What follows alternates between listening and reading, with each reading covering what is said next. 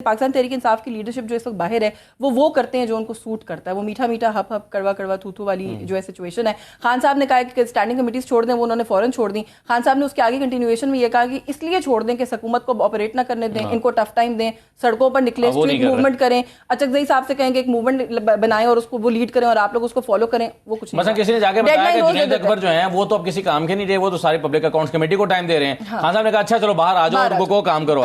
جنید اکبر صاحب نے account committee بھی چھوڑ دی، باہر آگے کام بھی کچھ نہیں۔ کنوینئنٹ بیٹا وہ فالو کر لیتے ہیں، جو انکنوینئنٹ لگتا ہے اس کو اگنور کر دیتے ہیں، تو میرا خیال ہے یہ اچھا معاملہ چل رہا ہے۔ باقی جو پیپلز پارٹی اور پی ایم ایل این کی بات ہے، میرا خیال ہے کہ وہی ہے ہمارا ایک طریقہ کار ہے، وہی دوبارہ اس دفعہ بھی فالو ہوا ہے۔ گیو اینڈ ٹیک کی سچویشن ہوتی ہے۔ جو خبریں ہیں ابھی وہ یہی ہیں کہ کشمیر والا جو الیکشن آنے والا ہے اس کے اندر بھی کچھ تسلی کرا دی گئی ہے پیپلز پارٹی کی، اور گلگت والی تو ہو ہی گئی ہے خاصی حد تک۔ حالانکہ جو الیکشن ہوا ہے وہی جو آپ نے ابھی بھٹی صاحب بلکہ بات کر رہے تھے کہ ایک پولیٹیکل پارٹی کو کوئی لیول پلینگ فیلڈ نہیں دی گئی وہاں پہ جو لوگ جا رہے تھے کیمپین کرنے کے لیے۔ جو سلمان اکرم راجہ صاحب کی ویڈیو ہے، میرے لیے وہ بڑی افسوسناک ویڈیو اس لیے تھی کہ آپ کسی پارلیمنٹیرین تو خیر وہ نہیں ہے لیکن ایک سینئر وکیل ہیں، اس ملک کے شہری ہیں، آپ ان کو روک رہے ہیں ایک بارڈر کے اوپر ایک اور اپنے علاقے کے، اور کہہ رہے ہیں کہ آپ یہاں سے آگے نہیں جا سکتے، مجھے اجازت نہیں ہے۔ تو ان کو ویزا ریکوائرڈ تھا، پاسپورٹ لے کے جانا بھول گئے تھے، کیا ہوا تھا؟ سو بڑی انفارچونیٹ ویژولز تھی جو وہاں سے آئی تھی۔ تو اس الیکشن کے بارے میں کیا ہی بات کرنی ہے، لیکن جو ابھی تک کے نمبر سامنے آ رہے ہیں اس میں پاکستان پیپلز پارٹی کو بڑی کلیئر لیڈ ہے۔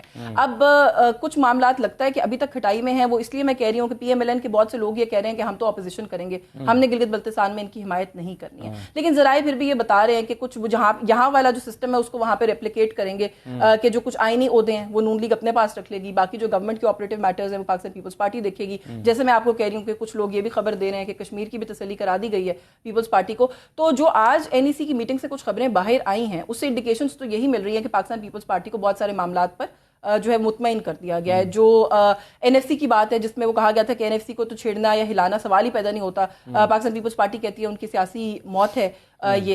ایک تو والنٹری کنٹریبیوشن ہے جو صوبوں سے کچھ پیسے واپس لیے گئے ہیں، لیکن ابھی جو ساتھ میں ایک ارینجمنٹ اور سامنے آئی ہے کہ جو اگر ریونیو جنریشن کا ٹارگٹ بڑھتا ہے تو اس کے تحت این ایف سی کے تحت صوبوں کا شیئر بھی بڑھتا ہے، تو یہ کہا گیا ہے کہ اس کو فریز کر دیا جائے گا۔ ترقیاتی جو بجٹ ہے اس کو بھی یہیں پہ فریز کر دیا جائے گا۔ سو بلاول بھٹو زرداری صاحب نے کہا تھا کہ این ایف سی کے اندر کٹوتی نہیں ہو سکتی، بڑھوتی صرف ہو سکتی ہے، تو ایک تیسرا راستہ نکال لیا گیا ہے کہ اس کو وہیں پہ اسٹیگننٹ کر دیا گیا، نہ کٹوتی ہو رہی ہے نہ بڑھوتی ہو رہی ہے۔ تو میرا خیال ہے کہ تسلی ہو گئی ہے۔ باقی جو ایڈمنسٹریٹو یونٹس ہیں، جو صوبوں کے کچھ معاملات ہیں، ان کی ڈویژن کے اوپر کچھ بات ہے، اس کے اوپر بھی خبریں یہی ہیں کہ کچھ پاکستان پیپلز پارٹی نے فلیکسیبلٹی شو کرتی ہے۔ اچھا چلیے اس پر تو میں بات کرتا ہوں آگے، لیکن بھٹی صاحب گلگت بلتستان کے انتخابات میں ابھی 5 سیٹوں کے نتائج آنا باقی ہیں، وہاں پر کچھ پولنگ اسٹیشن پہ دوبارہ فیصلہ کیا گیا الیکشن کمیشن کی طرف سے کہ وہاں پر پولنگ ہوگی۔ ابھی تک جو ہمارے پاس نمبر ہے اس میں پیپلز پارٹی اور پی ایم ایل این کے درمیان کو بہت بڑا فرق نہیں ہے، 1-2 سیٹوں کا فرق ہے، لیکن اس کے باوجود پیپلز پارٹی کو مبارکباد دے کر حکومت بنانے کا کہہ دیا گیا ہے کہ آپ بنائیے، آپ کا حق بنتا ہے کہ آپ حکومت بنائیں۔ لیکن اگر 5-6 سیٹوں کا جو فیصلہ آنا ہے وہ آ جاتا ہے تو اس کے بعد یہ نمبر چینج بھی ہو سکتا ہے کہ پی ایم ایل این ہی زیادہ سیٹیں حاصل کر پا رہی ہو۔ تو آپ کے خیال میں یہ حفیظ الرحمان صاحب جو کہہ رہے ہیں وہ کہہ رہے ہیں کہ بھائی ابھی تو ہم خود بھی حکومت بنانے کی پوزیشن میں، لیکن یہاں اسلام آباد میں بیٹھ کے زرداری صاحب کو کہہ دیا گیا ہے کہ جی آپ کا حق بنتا ہے آپ بنائیں حکومت، تو یہ کیا ہو رہا ہے؟ پیارے بھائی، وہاں مجلس وحدت مسلمین کی 1 سیٹ ہے، اور اگر حالات ایسے ہو جائیں تو وہ بھی حکومت بنا سکتی ہے الحمدللہ۔ تو یہ پیارا پاکستان ہے، یہاں اب کچھ بھی نہیں رہا جس کا آپ سوچ سکتے ہیں، اور میں حیران ہوں کہ آپ اتنا وقت ضائع کر رہے ہیں جی بی کے الیکشن پر۔ کہاں الیکشن ہوتے ہیں میرے بھائی؟ ابھی بھی آپ کو ٹھنڈ نہیں پڑی ان الیکشنوں سے؟ ابھی بھی آپ الیکشنوں کی سائنس میں پڑے ہوئے ہیں؟ کوئی نکلیں ان الیکشن گراؤنڈ ریالٹیز دیکھیں کہ اب الیکشن سائنس کیا ہو گئی ہے۔ دوسری بات، ابھی بات ہو رہی تھی نواز شریف صاحب نے جس طرح ٹرسٹ کیا پارٹی کے اپنے سیاستدانوں پر، اس طرح عمران خان کریں۔ مجھے جاوید ہاشمی صاحب کی وہ جیل کی لکھی ہوئی وہ جو جیل ڈائریاں یاد آ رہی ہیں۔ وہ کہتے تھے کہ ادھر میں نواز شریف صاحب کے لیے ماریں کھا رہا تھا، میں قید بھگت رہا تھا، اور ادھر نواز شریف صاحب، شہباز شریف صاحب اور کلثوم نواز صاحب اللہ انہیں جنت نصیب کریں، وہ پارٹی لیڈروں کو بلا کے کہہ رہے تھے کہ جاوید ہاشمی کو تم لیڈر بنا رہے ہو، بڑے لیڈر بنانا چاہتے ہو، اب اس کی مدد نہیں کرنی، خبردار اب اس کی مدد کی۔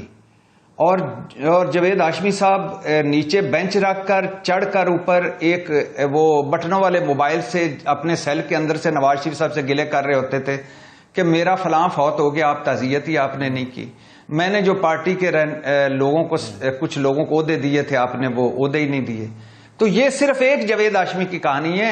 کہانیاں بھری پڑی ہیں، کوئی بھی انٹرسٹ نہیں کرتا. اور یہ جو دو خاندان ہیں، خاص طور پر یہ بھٹو کا نظریہ کیا ہے جو آصف علی زرداری اور بلاول بھٹو چاہیں گے، اور نون لیگ کی جمہوریت کیا ہے، ہاؤس آف شریف، اور پی ٹی آئی کیا ہے، عمران خان. جی تو یہ کہنا کہ وہ یہ تھا اور یہ تھا، یہ ساری کہانیاں ہوتی ہیں. اور دوسرا یعنی میں حیران ہوتا ہوں یار کہ سینٹ میں نون لیگ سے اگر ان کے چند امیدواروں سے شیر کا نشان لے لیا گیا تھا جو کہ نہیں لینا چاہیے تھا، تو یہ آپ کمپیئر کرتے ہیں بلے سے، پی ٹی آئی سے.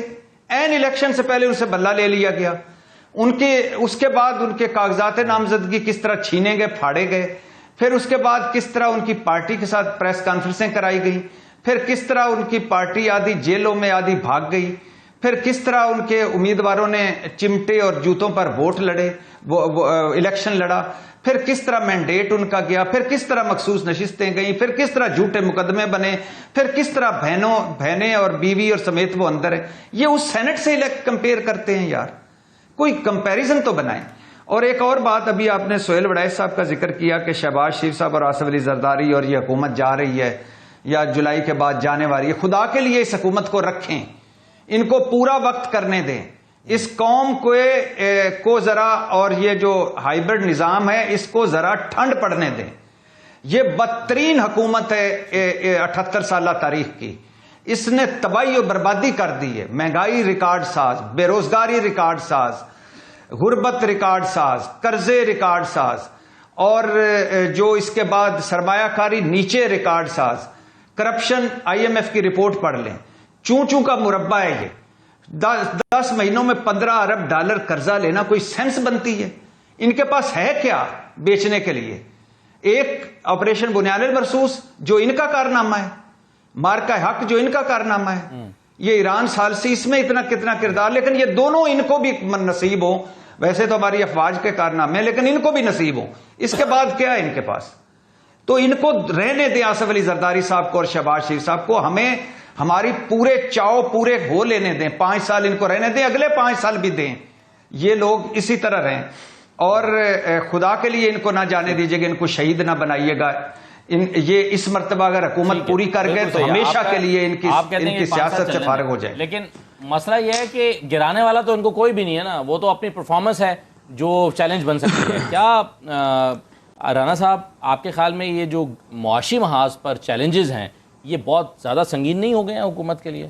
چونکہ پچھلی بات دوبارہ ہوئی تو آپ کو یاد ہوگا 2018 میں محکمہ زراعت ایجاد ہوا تھا. جی ساؤتھ پنجاب میں لوگوں کی پریس کانفرنسیں کرائی گئی، جنوبی محاذ بنایا گیا، پھر پی ٹی آئی میں شامل کرایا گیا. ان کو اٹھا کے جہانگیر ترین کے گھر لایا گیا، پھر V8 گاڑیوں میں بٹھا کے بنی گالا میں ان کو پی ٹی آئی کے سکارف پہنائے گئے. یہ کب ہوا تھا؟ پچھلی صدی میں ہوا تھا. مطلب ہم کوئی تاریخ کے صفحے پھٹے ہوئے لے کے آئے ہیں؟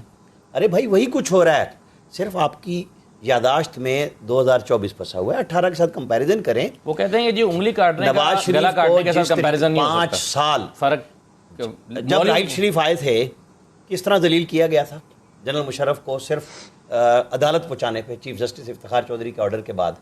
کیا ہوا تھا؟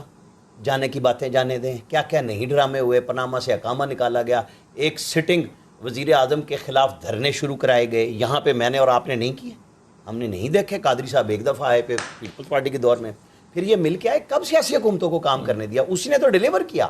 اس کی ڈیلیورنس پہ تو خوف تھا کہ اگر یہ الیکشن میں چلا گیا 18 میں تو یہاں تو جمہوریت پکی آ جائے گی. اب ہمارے دوستوں کو تکلیف تو ہے اس بات کی کہ کیا ہے بھائی، یہی تو تھا جب آپ ایک ہائیبرڈ سسٹم کے لیے دیوانہ وار RTS کے ذریعے وزیر اعظم بننے کے لیے تیار تھے.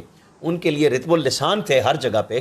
450 پروگرام تو صرف اس پہ کرائے گئے نا، نیب کی تفتیش پہ. میں نے کہا ہے والیوم 10 کھلوائیں، صحافیوں کے نام نکلیں گے، اس میں پروگراموں کی ریکارڈنگ پڑی ہوئی ہے اور کچھ نہیں ہے والیوم 10 میں، جس میں کہا گیا تھا نا بڑے بڑے جفادریوں نے کہ جناب اس میں نواز شریف کے انڈیا کے ساتھ رابطے موجود ہیں. اور بھائی یہ پروگرام پڑے ہوئے ہیں، کالم پڑے ہوئے ہیں، کیوں کرتے ہیں یار؟ سپریم کورٹ میں ایک زمانے میں پف کا ریکارڈ پیش کیا تھا